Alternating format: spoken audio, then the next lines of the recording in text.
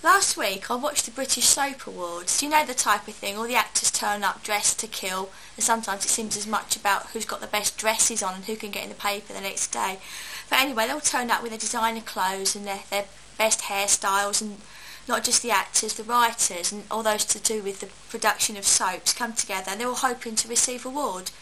They sit there waiting to see if the public have liked their work.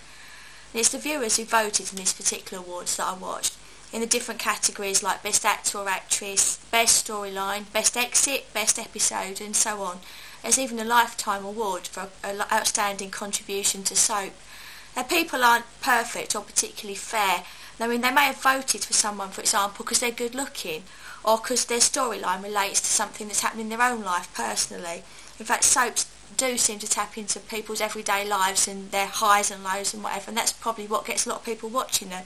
But people have all kinds of reasons why they might vote in a certain way at something like this, and sometimes it's not even particularly about the acting as much as the other things. For example, someone could be voted the best actor because the writer's given them a best storyline, whereas there might be someone else who's a better actor but wasn't given the same opportunity. But did you know that if you're a born-again Christian, we will have our own awards night, and it will be one with a difference? For a start, unlike the one I've just described, everyone will be given the same opportunity. The reason is that whatever our storyline, or whatever God's plan for us is, what matters to him is whether or not we were willing to accept his decision as the director and give that part everything we had, whatever it was. We may have made blunders, but were we willing to try and to really work at it? The Bible says man looks at the outward appearance, but the Lord looks at the heart. And he does. And what we'll be rewarded for is not whether we gave a polished performance, but for serving God from the heart and whatever he's given us to do. There won't be anyone hogging the limelight for someone else's work either at this event, because each one will be rewarded for their own work, or they'll be seen for what they haven't done.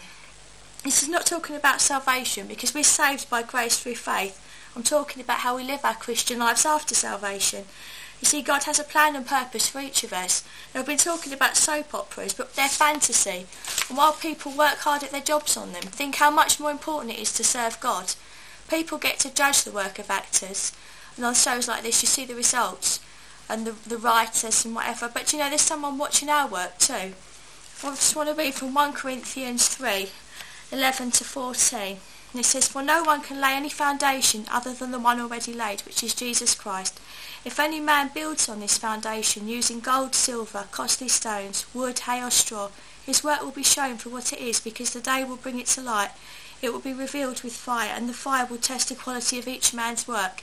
If what he has built survives, he will receive his reward." You see, it does matter. It does matter how we live our Christian lives. It goes on to say that if it's not built in that way, if it's built on straw, it'll be burned up. But we're talking about rewards at the moment, and there are rewards for faithful service. If you read Matthew 25:14-30, it speaks of the parable of the talents. And do you want the Lord to say to you one day, "Well done, good and faithful servant"? Because if you do, it matters how you live now. It matters that you put your heart into serving the Lord, because that's what he's looking for.